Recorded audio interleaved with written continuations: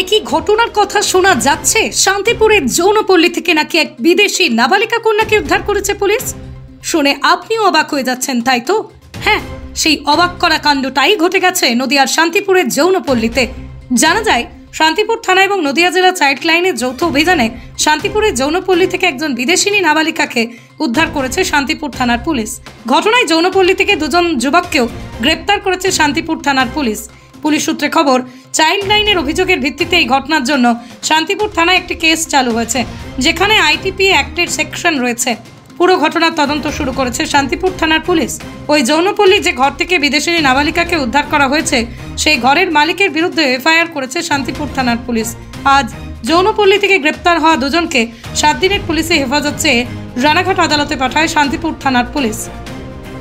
অপরদিকে যৌনপল্লী থেকে উদ্ধার হওয়া এই নাবালিকা বিদেশিনী কন্যার বয়স সম্পর্কে আরও তদন্ত চালানো হচ্ছে বলে পুলিশ সূত্রে খবর।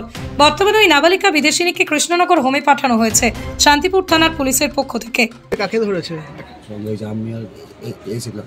কি নাম? আমার নাম কাজল বর্মন। আর কোনো মহিলাকে ধরে নিয়ে এসেছিল? মহিলাকে ছিলাম। আপনারা কোনো মহিলার কাছে গিয়েছিলেন? নিষিদ্ধ বলে নিষিদ্ধ বলে থেকে ধরেছে? আমরা তো মদ খেয়েছিলাম। কোথায়? শান্তিপুর নিষিদ্ধ বলে। চলো চলো। Bureau report, Arong news, Nadia.